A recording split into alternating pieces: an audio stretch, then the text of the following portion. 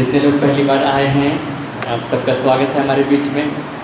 हम लोग पिछले लगभग 1.5 साल से ये अध्ययन का सिलसिला चला रहे हैं और हम लोग कई बातों को सीख के चले आ रहे हैं। अब पिछले सप्ताह जब हम लोग आए थे हम लोगों ने सीखा था अधिकार के विषय। जब हमने इस बात को सुना था कि परमेश्वर ने हम मनुष्यों को अधिकार दिए हैं और उस अधिकार का कुछ उद्देश्य है। आज हम लोग दूसरे टॉपिक पर जाएंगे, लेकिन उस अधिकार के विषय में थोड़ा सा कुछ जिक्र कर देना चाहता हूँ। मैं सारी बातों को नहीं बता पाया, मैं दो सेशन इसके लिए मैंने लिया है और बाकी बातों को प्रभु आपको खुद ही बताएंगे, लेकिन जो महत्वपूर्ण बातें हैं उन बातों को मैं बोल देना चाहता हूँ। आप मेरे साथ निकालिए पहला यूहन्ना की पुस्तक, उसका 5वां अध्याय और इसका 19वां पद। पहला यूहन्ना की पुस्तक, इसका 5वां अध्याय और इसका पद 19। यहाँ पे जो यूहन्ना प्रेरित हैं उन्होंने एक चिट्ठी भेजी और जब ये चिट्ठी भेजी गई उस समय लगभग 95 ईस्वी का समय था। आज से लगभग 1900 साल से ज़्यादा पहले, और यीशु मसीह के आ चुकने के बाद लगभग 70 साल गुजर चुके थे, उससे ज़्यादा गुजर रहे थे। और उसने इस वचन को लिखा, इस संदेश को लिखा, और ये जो कुछ यहाँ पर लिखा हुआ है हमेशा बना हुआ नहीं रहेगा। ये उस समय के हिसाब से हकीकत है, लेकिन एक समय ऐसा आने वाला है जब ये मिट जाएगा। पहला यूहन्ना 5वां अध्याय और इसका 19वां पद यहाँ पर देखिए। हम जानते हैं कि हम परमेश्वर से हैं और सारा संसार उस दुष्ट के वश में पड़ा है। जब ये वचन लिखा गया उस समय की स्थिति थी कि सुसमाचार जहाँ तक फैला था, परमेश्वर का राज्य वहाँ तक फैला था और बाकी संसार दुष्ट के वश में था, शैतान के वश में था। और जैसे जैसे सुसमाचार आगे बढ़ता चला गया, लोग शैतान के वश से छुटकारा पाते चले गए, उसका राज्य छोटा होता चला गया और यही दौर चलता चला जाएगा। परमेश्वर का राज्य बढ़ता चला जाएगा, पूरी पृथ्वी पर स्थापित हो जाएगा और शैतान का राज्य समाप्त हो जाएगा। शैतान ने भी यीशु मसीह को चैलेंज करके कहा था, उसने उसको पहाड़ पर खड़ा किया और कहा कि ये देखो जो कुछ तुम देख रहे हो, यहाँ का राज्य, यहाँ का वैभव, यदि तुम मेरे सामने गिरकर दंडवत करो तो मैं उसे तुम्हें दे दूँगा। शैतान यीशु को झूठ नहीं बोल सकता था। अगर उसके पास वो राज्य और वो वैभव जो संसार का था नहीं होता तो वो नहीं बोल सकता था कि मैं तुम्हें दे दूँगा, मेरे पास है। लेकिन उसने बताया कि उसके पास है और उसको ये भी मालूम था कि यीशु मसीह उसी वैभव को या उसी राज्य को या उन्हीं लोगों को शैतान के हाथ से छीनने के लिए आया। और क्योंकि जब यीशु मसीह आए तो उन्होंने प्रचार किया कि परमेश्वर का राज्य निकट आ गया है। और जैसे जैसे वे आगे बढ़ते चले गए उन्होंने परमेश्वर के राज्य को स्थापित करते जाना शुरू किया। उसके चेलों ने भी स्थापित करते जाना शुरू किया और शैतान के राज्य के विरुद्ध में उसने युद्ध छेड़ दिया।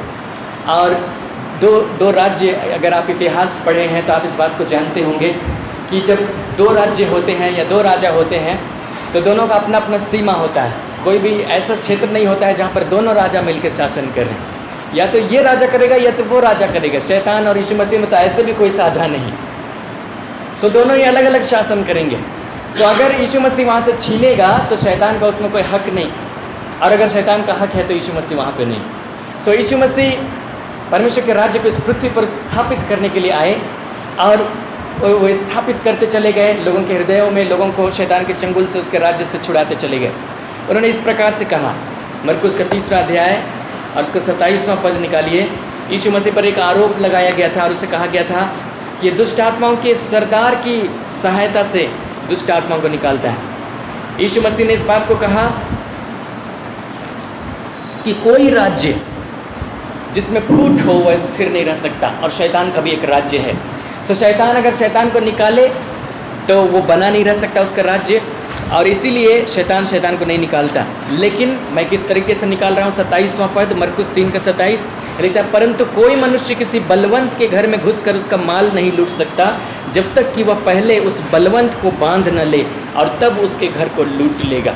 ये जो पद है ये इस बात को प्रकट करता है कि यीशु मसीह यहाँ पर क्या कर रहे थे। इस संसार में जब शैतान का राज्य पूरी तरह से कायम था और वो संसार में काम कर रहा था, उसने कई बार इजरायलियों को मिटाने की कोशिश की, क्योंकि उसको मालूम था कि इब्राहिम के वंश में से मसीहा आएगा। भविष्यवाणी हो रही थी और इसलिए कई बार इजराइल पर अटैक किए गए, उसको मिटा देने की कोशिश की गई। लेकिन परमेश्वर ने पहले से कहा था कि उसमें से थोड़े लोग हमेशा बच जाया करेंगे और हमेशा बचे रहे, और उसमें से यीशु मसीह आया।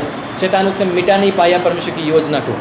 और शैतान जो यहाँ पर शासन कर रहा है कोई कमज़ोर व्यक्ति नहीं है, किसी तरीके से उसका बल है, उसको बहुत सारी युक्तियाँ मालूम है, अगर कुछ ज़्यादा नहीं तो कम से कम उस पर हज़ारों सालों का एक्सपीरियंस है ना, हज़ारों सालों का अनुभव है कि लोग किस प्रकार का विचार करते हैं, कैसा चाल चलन, उसकी कमजोरी क्या होती है, कहाँ कहाँ फंसाया जा सकता है, इन बातों को अच्छे तरीके से समझता है और उन्हीं एक दो तीरों को लगाते चला जाता है, मनुष्य वहीं पर फंसता चला जाता है।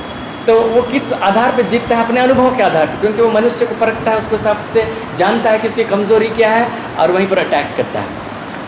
वो बलवंत है, यीशु मसीह ने कहा, और उसके राज्य में से लोगों को हम छुड़ा करके नहीं ला सकते, उसके घर में से लोगों को माल हम लूट नहीं सकते जब तक कि पहले उस बलवंत को बांध ना लें। आप कल्पना कीजिए, एक बॉक्सर है, उसका घर में आप चोरी करने के लिए आप गए, आपको एक मिशन दिया गया कि जाके चोरी करके आओ या उसका माल लूट करके आओ। आप उसके घर में जाएंगे, आप कुछ भी उठा करके नहीं ला सकते क्योंकि आपको पीटेगा। उसके लिए पहले आपको ज़्यादा शक्तिशाली होना पड़ेगा कि पहले आप उसका हाथ पाँव बांध के उसको कोने में डाल दें, उसके बाद उनकी आंखों के देखते आप उसका माल लूट के ले जाएं। यीशु मसीह ने सेम चीज़ को किया। शैतान इस संसार में था, बलवंत था, उसने जहाँ कहीं भी उसने प्रचार किया, जहाँ कहीं भी उसने कुछ किया, उसने पहले बलवंत को बांधा और उसने उसके घर में से ही लोगों को लूट लिया, उसका माल लूट लिया। और इसी सेम चीज़ को करने के लिए उसने हमें भी अधिकार दिया, हम मनुष्यों को भी अधिकार दिया। तो ये अधिकार हमारे इंजॉयमेंट के लिए नहीं है कि हाँ हमको बड़ा अधिकार दिया है, ये अधिकार इसलिए है कि हम परमेश्वर के राज्य को फैलाएं, क्योंकि हम युद्ध में हैं, हम परमेश्वर के राज्य में हैं। अगर कोई परमेश्वर के राज्य में, इसका मतलब युद्ध में है, क्योंकि शैतान के जो राज्य वाले हैं वे लोग हमेशा अटैक करने के लिए तैयार हैं और उसकी युक्तियाँ बहुत प्रकार से प्रकट भी की गई हैं बाइबल में। हम लोग युद्ध में हैं। यदि हमारे पास ज़्यादा अधिकार दिया गया, हमारे पास परमेश्वर की सामर्थ दी गई, हम उसकी सहायता से शैतान को बांध सकते हैं। और जिस एरिया में लोग बंधे हुए हैं, पहले हम उसके प्रधान को बांध सकते हैं, वहाँ के अधिकारी को बांध सकते हैं, वहाँ के दुष्टता की आत्मिक सेनाओं को बांध सकते हैं और वहाँ से हम लोगों को लूट सकते हैं। मतलब लोगों को जो शैतान के वश में, उसके राज्य में, अंधकार में है, वहाँ से लूट सकते हैं। कई बार मैं इस बात को सोचता हूँ कि हमारे भारत में इतनी उन्नति क्यों नहीं हुई सुसमाचार की। 2000 साल, लगभग 2000 साल हुए यहाँ सुसमाचार आए हुए। यीशु मसीह का चेला थोमा यहाँ पे आया था। अब ये मत कहिए कि थोमा ही आया था इसलिए हुआ, बेचारा वो एक गलती का और बदनाम हो गया एक अविश्वास की बात या दो और वो बदनाम हो गया। लेकिन इतिहास बताता है, लोग बताते हैं कि जब उसने इस भारत में कदम रखा, उसने आश्चर्य कर्मों को किया, यीशु मसीह के लिए मारा गया। इतना भी बुरा नहीं था, लेकिन फिर भी क्यों यहाँ पर मसीहत नहीं फैल सकी।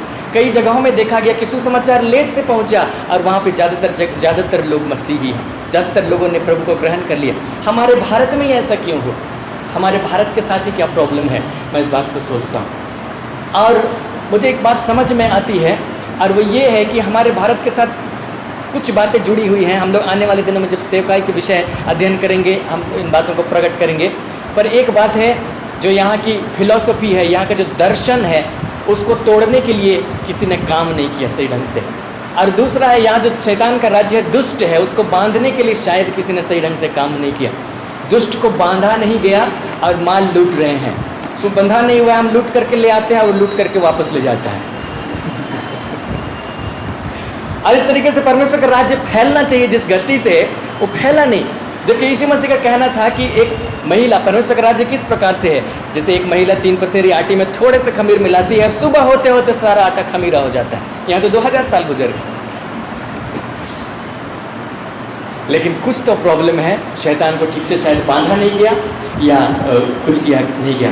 लेकिन यीशु मसीह का तरीका ये है कि वो किसी बलवंत मनुष्य के हाथ से लोगों को अगर छीनना चाहते थे तो पहले उसको बांध लेते थे। उन्होंने खुद इसी घटना के बाद में कहा बांधते थे और उसके हाथ से लोगों को छीन लेते थे। हम लोग जब अधिकार को सीख रहे थे पिछले हफ्तों, आप लोग कुछ लोग नहीं आए थे, आप लोग पिछले हफ्तों का रिकॉर्डिंग आप लोग ले सकते। पिछले 2 हफ्ते हम लोगों ने अधिकार के विषय में सीखा और हमने ये देखा कि परमेश्वर ने हमें अधिकार दिए हैं और वो अधिकार शैतान के ऊपर है। उस अधिकार का इस्तेमाल करके हम शैतान के हाथ से लोगों को छीन सकते हैं और हम इस संसार में राज्य भी कर सकते हैं। दूसरी बात, मैं इस बात को कहना चाहता हूँ, कई बार शैतान इस स्ट्रेटेजी या इस रणनीति को प्रकट करता है या उसको काम में लाता है और वो ये है कि वह हमारी पहचान पर सवाल खड़ा करता है। आप कुछ कीजिए, आपकी पहचान पर सवाल खड़ा करेगा कि आप कौन हैं, तुम कौन हो, कई बार इस प्रकार के सवाल आए हैं। एक बार की बात है, चाईबासा में एक घटना घटी, बहुत पहले की घटना है, और वहाँ पर एक व्यक्ति के अंदर में दुष्ट आत्मा था और लोग दुष्ट आत्मा निकालने के लिए गए। अब जाहिर है, मैं सोचता हूँ कि कोई भी दुष्ट आत्मा निकालने के लिए गया होगा तो पहले घर में प्रार्थना करके ही गया होगा। और जब वे लोग गए दुष्ट आत्मा निकालने के लिए, एक व्यक्ति गया, सो दुष्ट आत्मा बहुत चतुर था। उसकी चतुराई क्या थी? तुम तो ऐसा ऐसा पाप किया है। वो लोग का भी नेटवर्क होता है ना, पूछ लिया दुष्ट आत्मा से कि क्या किया है, तुम तो ऐसा किया है। पहली बार वो डाउन हो गया और चला गया। दूसरा व्यक्ति आया, तुम भी ऐसा किया है। सबको ऐसे करके लौटा दिया। जितना दुष्टात्मा निकालने हैं सोचने लगे कि अरे बाप रे, सही में तो हम ऐसा किया, हम कैसे निकाल सकते हैं? नहीं निकाल सकते हैं। तो शैतान भी जान गया, चलो चलो ऐसे। तो शैतान को वे अपनी पहचान नहीं बता पाए। हम ऐसा किए थे, एक समय था, लेकिन मैं यीशु मसीह के लहू के कारण शुद्ध हो चुका हूँ, मैं धर्मी ठहराया गया हूँ, मेरा अधिकार तुम्हारे ऊपर, चुप रहो और निकल जाओ। हमारी पहचान पर सवाल खड़ा करता है। यीशु मसीह की पहचान पे भी सवाल खड़ा किया गया। यीशु मसीह ने बड़ी मेहनत की थी। पवित्र शास्त्र को उन्होंने बचपन ही से पढ़ा था। उन्होंने सब्त के दिन आराधनालय में सुना था, उपदेशकों के साथ वो चर्चा कर रहे थे 12 साल की उम्र में, और पिता ने स्वर्ग से कहा कि तू मेरा प्रिय पुत्र है जिससे मैं अत्यंत प्रसन्न हूँ। और इसके बाद उसकी परीक्षा जब हुई, शैतान कहने लगा यदि तू परमेश्वर का पुत्र है तो ऐसा कर दे। उसने उसकी पहचान पर सवाल खड़ा किया। जो पहचान उसे बताई गई, जिस पहचान के प्रति वो कन्विंस था कि मैं यही हूँ, शैतान ने उसी पहचान पर सवाल खड़ा किया कि तू वास्तव में है कि नहीं। सो पहला तीर जब शैतान ने मारा तो उसकी पहचान पे मारा, और यही काम आज भी करता है। और लोग वहीं पर ठिका जाते हैं। लोग सोचते हैं कि नहीं, मैं तो नहीं हूँ, नहीं सकूँगा। लेकिन आप इस बात को जानिए कि यीशु मसीह पर विश्वास करने वाले लोग धर्मी ठहराए गए हैं। उनको यीशु मसीह के कारण अधिकार दिया गया है और वे शैतान को आज्ञा दे सकते हैं। शैतान आपसे कुछ सवाल जवाब करे तो उसको चुप कर दीजिए, ज़्यादा उससे बातचीत मत कीजिएगा। बहुत चतुर है, धोखा दे देगा। आप मत सोचिए कि शैतान जो बोल रहा है सच बोल रहा है, झूठ का पिता है। और जो उसके दुष्टात्मा की सेनाएं हैं वो लोग और झूठ के चेले हैं, वो झूठ ही बोलेंगे, एक दो सवाल सच को छोड़ के। सो कभी भी उनकी बातों में नहीं आइए, अपने अधिकार का इस्तेमाल कीजिए, परमेश्वर के राज्य को फैलाइए।